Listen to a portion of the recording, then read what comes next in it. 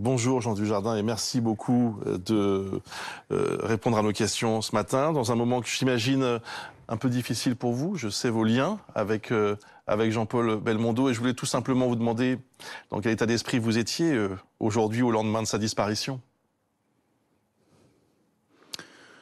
Hagard, je suis avec une bonne dose de cafard. On s'est évidemment retrouvés hier soir tous avec des acteurs, avec Antoine Duléry, avec Gilles Lelouch, avec Lindon. J'ai appelé Clovis Cornillac, on a appelé tout le monde pour le célébrer, pour se souvenir, pour parler de lui, pour rire, pour pleurer aussi. Donc je suis dans le même état. Vous aviez besoin de passer un peu de temps ensemble pour vous souvenir, donc, pour vous marrer, vous le disiez à l'instant aussi, parce que pour vous, et je parle cette fois-ci de l'homme avant tout, c'était aussi quelqu'un avec qui vous vous amusiez beaucoup? Oui, puis je crois qu'il aurait souhaité ça, qu'on se retrouve, qu'on mange ensemble, qu'on prenne de la limoncello, qu'on parle de cinéma, qu'on fasse les cons, qu'on parle de tout. Mais c'est vrai qu'on perd un guide.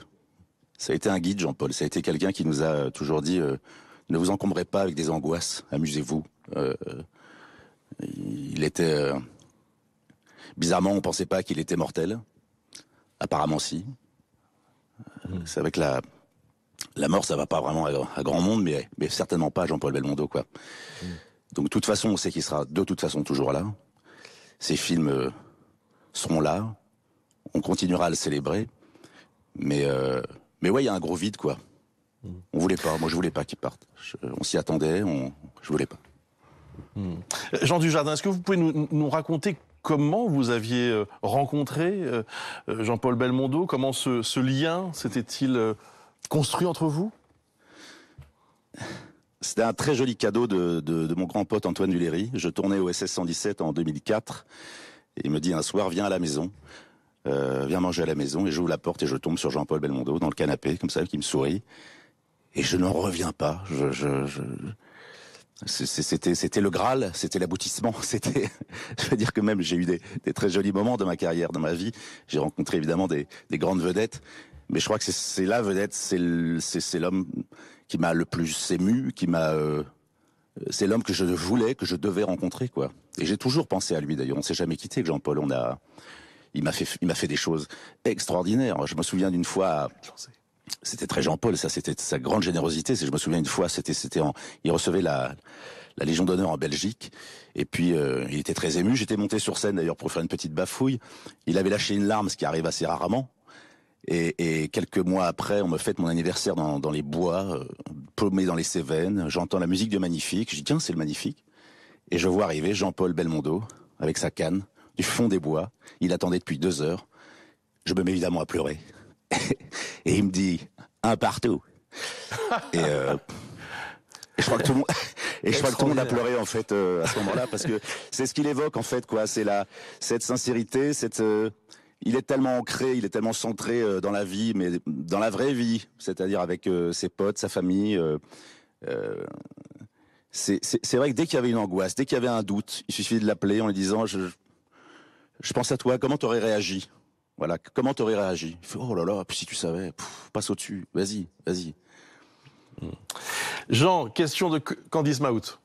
Jean, c'est vrai qu'on regarde depuis hier des extraits cultes, bien sûr, notamment celui du Magnifique. Et quand on le voit sauter sur son transat à côté de Jacqueline Bisset, forcément, on pense à vous parce qu'on vous revoit aussi dans ESS 117. On a parlé avec Jeff Domenech de son documentaire L'influenceur. À quel point, vous, particulièrement quand même, il vous a influencé? Je crois que c'est ça a été mon film de chevet, gamin. Quand vous voyez le Magnifique à 12 ans, vous dites, a priori, je pensais pas être acteur à 12 ans, mais je me disais, si je dois être un adulte, plus tard, je veux ressembler peut-être à ça. Je veux ressembler à une espèce de grand enfant.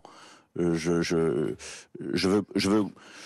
vais vivre, je sais pas, 80, 90 ans, j'en sais rien. Alors autant que la traversée soit belle, et autant envoyer de la lumière comme Jean-Paul le faisait. Il était très doué pour ça. Il prenait énormément le soleil, Jean-Paul. C'était un lézard. Il prenait le soleil. Je pense que c'était aussi pour le renvoyer aux gens.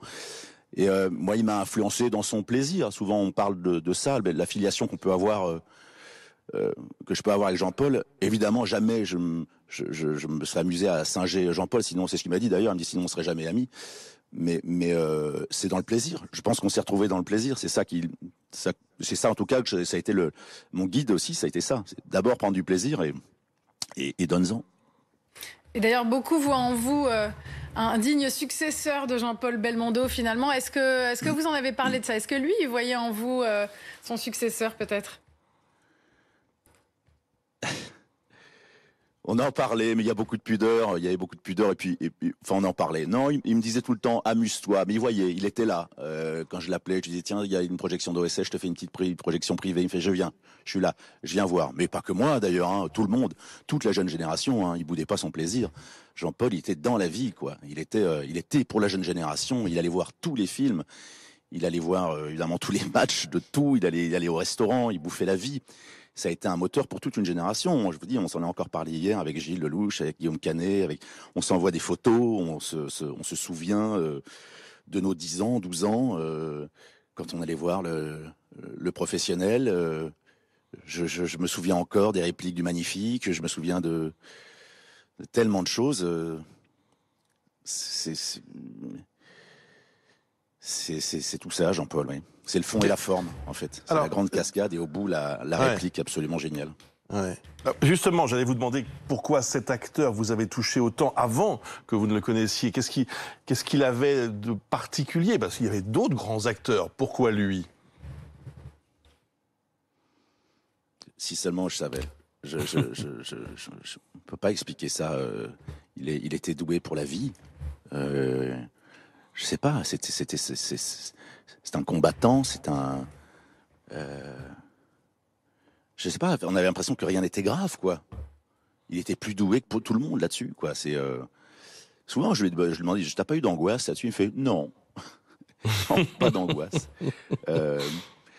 Il est né comme ça, il est bien né. Je pense qu'en fait, il a été entouré d'amour. Il aimait tellement son papa, il aimait tellement sa mère, sa famille, ses enfants. Il a été une très grande générosité et ça se voyait sûrement à l'image, quoi. Je sais pas, c'est indicible. On voit quelqu'un qui a toujours fait ce métier pour les très bonnes raisons, c'est-à-dire s'amuser, donner du plaisir, ne jamais essayer je sais pas, d'aller plaire pour des mauvaises raisons. Enfin, je sais pas ce qui nous, je sais pas, sa musique, sa façon de nous parler, sa façon de nous regarder, même jusqu'au bout, hein, Jean-Paul. Il y avait encore l'œil, tout le temps, le petit œil qui vous disait bonjour, sois là. Je n'emmerderai jamais les gens avec mes problèmes. Savoir quand même, il a tenu 20 ans avec un AVC, c'est assez dingue, quoi. La force de cet homme. Jean, vous qui le connaissiez évidemment extrêmement bien, l'Élysée a annoncé un hommage national jeudi aux Invalides. Qu'est-ce qu'il aurait souhaité, à votre sens? Vous parlez de quelqu'un de solaire, en même temps pudique, discret. Est-ce que c'est un hommage qui lui conviendrait? À votre sens, comment il doit peut-être se présenter, cet hommage?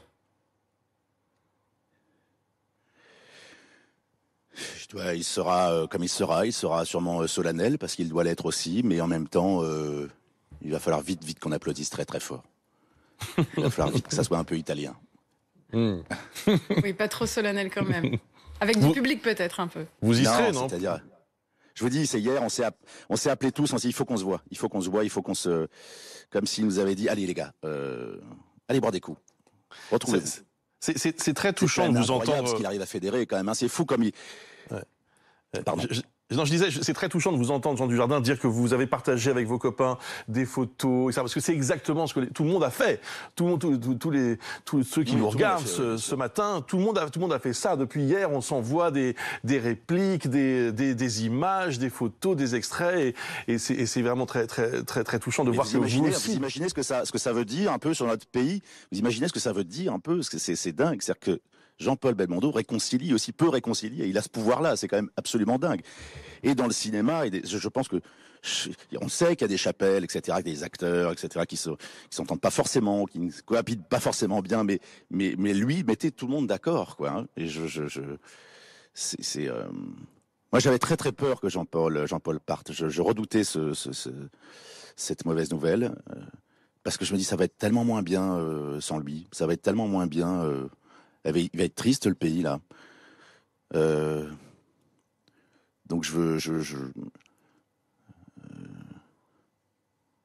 bon voilà.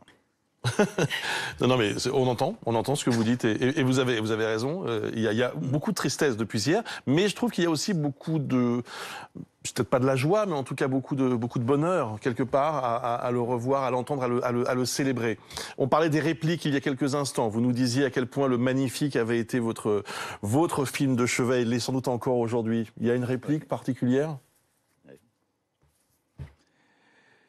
Ah ouais, il y en a une, je crois que c'est avec Jacqueline Bisset dans la voiture au début quand il dit j'ai un fond de sensibilité que je n'arrive pas à exprimer. Ça va peut-être vous faire sourire, mais lorsque je vois une abeille, pardon, qu'est-ce que je disais? Vous parliez d'abeille? Ah oui, lorsque je vois une abeille porter le pollen de fleurs en fleurs et perpétuer ainsi la vie, j'ai presque les larmes aux yeux. Ah, c'est magnifique. C'est un très beau cadeau que vous nous faites, Jean Dujardin, ce matin. Voilà, on entend beaucoup votre émotion, évidemment, après la disparition de celui qui était un de vos proches. Je vous remercie infiniment d'avoir pris quelques minutes pour répondre à nos questions et partager, je crois, avec tous ceux qui nous suivent ce matin, ce moment un peu particulier que nous traversons tous avec la disparition de Jean-Paul Belmondo. Merci, un grand merci à vous, Jean Dujardin. Merci.